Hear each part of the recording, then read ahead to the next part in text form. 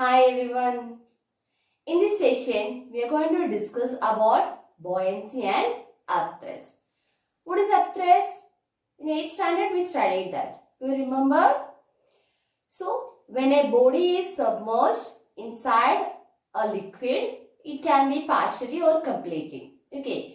So, that body is experienced by an upward force by the fluid that is known as upthrust, or we used to call it as buoyant force. Okay. So that particular property of the liquid or that fluid, we used to call it as buoyancy. Okay. I'll mention once more. The upward force exerted by the fluid on a body when it is submerged or completely inside the fluid. Okay. Let's do a small experiment. So I have taken a small bottle, empty bottle, and made the lid tight. Okay. And a glass of water. Now I'm going to drop this inside this water. Okay. So little bit portion is submerged inside the body, and nearly 3 by 4 portion is above the water. Okay. Now slowly I'm going to apply a force to make it inside. So I need to apply a force to make it inside. So you can see that the bottle is trying to come upward. Right now it's completely inside the water. Right? Okay. Now I'm going to drop it. So when I taken my finger up, it came inside. On the spot, it bounced back to the surface. Okay. So if I leave my hand, so I need to apply a particular force continuously to keep this bottle inside. So I'm going to leave my hand.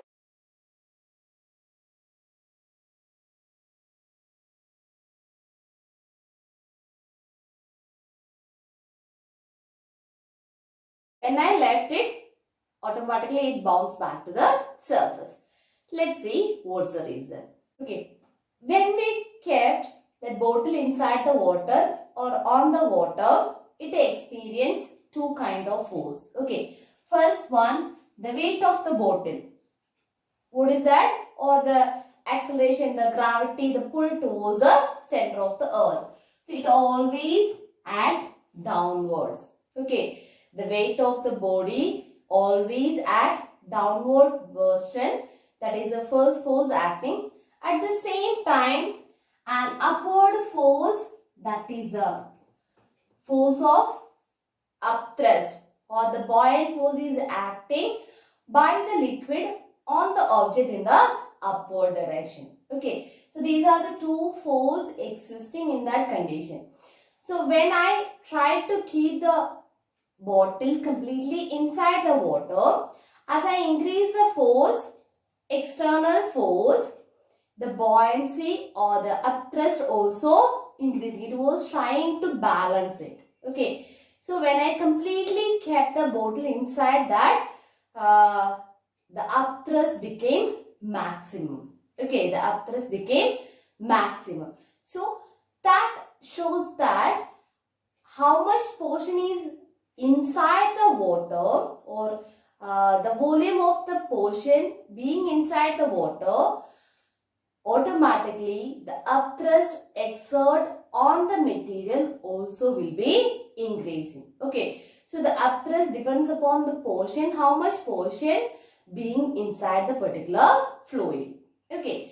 So this is actually applicable to entire fluid, not only for liquids. Okay. What is meant by fluid?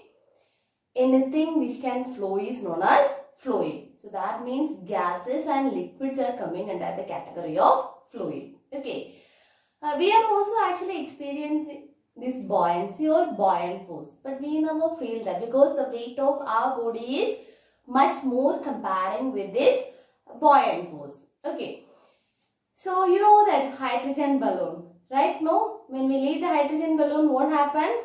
It will go upward direction, right? Okay. So the reason is that the hydrogen, comparing with the weight of the hydrogen and the buoyant force of the air, if we compare, the buoyant force is more comparing with the hydrogen.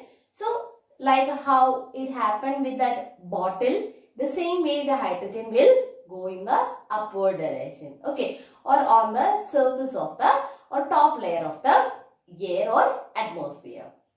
Now we'll see the condition for a body to float or sink. So we know that on the basis of this weight of the body and the buoyant force, we can tell that whether the object will float or sink inside the water. Okay, so we studied three conditions. The first condition, when the upthrust is more comparing with the weight of the body will completely float on the water. Okay, right now, when the weight of the body is very less than that of the upthrust, or the upthrust or the buoyant force is higher than that of the weight of the body will completely float on the water. Let's see, I have a cork kind of material with me and a glass of water. Okay, so we are going to prove this first condition. Let's see what happens. Okay, the entire body is completely floating upon the water. So that means the upward force or the upthrust exerted by the water is much more comparing with the weight of this cork. Okay. Now the second condition, the weight of the body is less than that of the buoyant force. Okay, so the weight of the body is less than that of the buoyant force. Here I have taken another material and a glass of water. Let's see what happens. Okay, so little bit portion or 1/4 portion is inside the water and the rest of the portion is above the water. Okay, this is also a condition for floating, but the variation is not too much. The weight of the body is less than that of the upthrust of the water, but comparing with the first condition, more part is submerged inside the water. Okay, here 1/4 part is submerged inside the water. So that means the weight of the body is a little bit more comparing with the cork. Okay, but still in this case, the upward force is or the upthrust is more than that of the weight. That's why little bit portion is inside the water and 3/4 portion is above the water. This is also a condition for floating. Now the third condition, when the weight of the body is equal to upthrust. Okay, when the weight of the body equal to upthrust, let's see what happens in this case. Okay, I have taken a glass of water and a small object and I am going to put it. Okay, see the condition. The object is floating but it is completely inside the water. Okay, the entire body is completely inside the water. So this is the condition. When the weight of the body is equal to upthrust, the body will float completely immersed inside the water. Okay. So fourth condition is when the weight is greater than the buoyant force. Okay. So all these first three conditions are for floating, and let's see what happens when the last condition comes. So here I have a glass of water and an iron nail. Okay. So it sank inside the water. So that means the weight of the nail is much more than that of the upthrust or buoyant force. So these are the four conditions when the object can float or sink inside the water.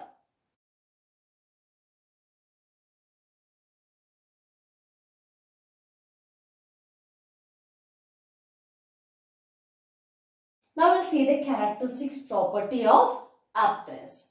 Okay.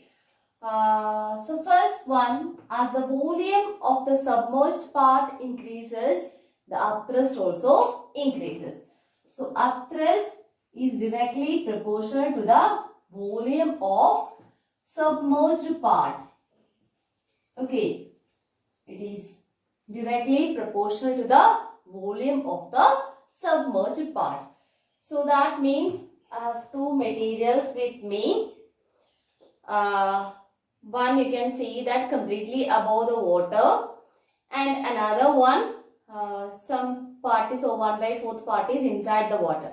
So in this condition, with this red object, it experiences more upthrust comparing with this one. Okay, so here the volume of the immersed part is more comparing with the first one or cork one, yellow one.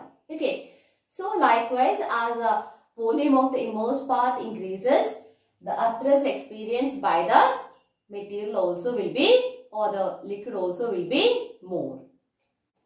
The second property of upthrust, the upthrust is directly proportional to the density of the liquid.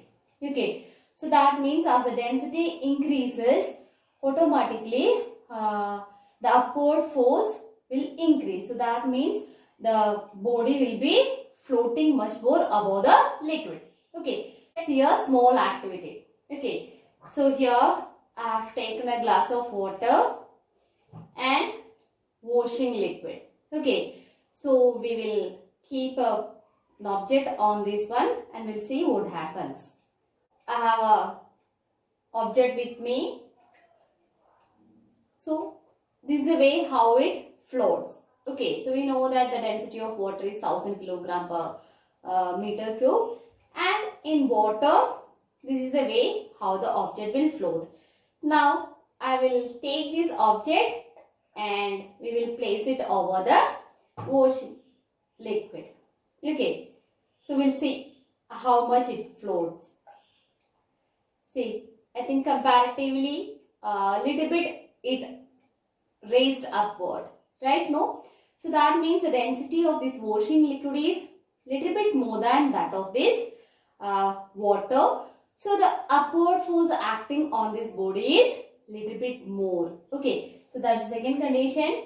The upward force is directly proportional to the density. As the density increases, the upward force will be increased. A third characteristic property is that the upthrust or upward force or buoyancy is always acting upward at the center of buoyancy. Okay, or at the center of gravity of the displaced liquid. When you come to 10th standard, you will study about this center of gravity. Okay, all of you have the habit of balancing the book on the finger, right? On a single finger, right? No? Okay, so center of gravity means the entire body weight is assumed to concentrate on a particular point. That point we used to call it as center of gravity. So for a particular book where you are able to balance with a single finger, are you able to balance at the corner of the book?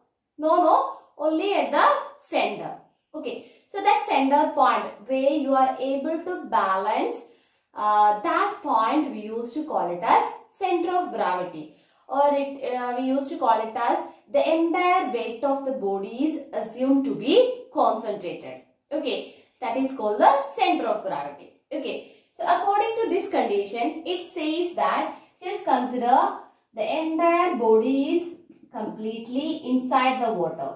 Okay, and this is the center of gravity for that particular body. If it is a three-dimensional object, the entire midpoint, that is known as a, if this one means where the diagonals are joining, that point we used to call it as center of gravity. Okay, so it says that if the body is completely inside the water, means that much the equivalent volume of water will be displaced. Okay, so if this is the center of gravity is mentioned with the letter Cg and buoyancy with center of buoyancy with Cv. Okay, so if it is, that means the center of gravity is acting in the downward direction. Okay, so weight is acting in the downward direction.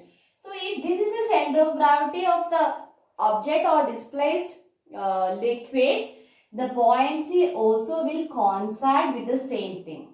Okay, the buoyancy also coincide if it is completely inside the water. Consider the case that a body is partially inside the water and the rest of the portion is floating above the water. Okay, so this is the center of gravity of the entire body. Okay, so the condition is that the center of buoyancy is coincide with the center of gravity of the displaced liquid. Here the entire body is inside the water, so it coincides with the entire center of gravity of the body. Okay, because the displaced liquid, the volume of the displaced liquid and the volume of the material is same.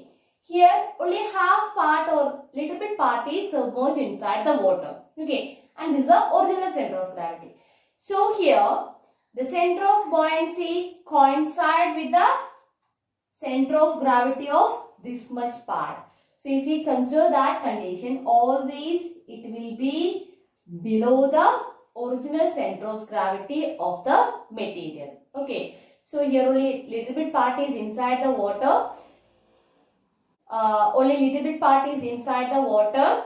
So that center of gravity of the displaced liquid and the center of buoyancy will coincide at a point that will be always below the total center of gravity of the entire material.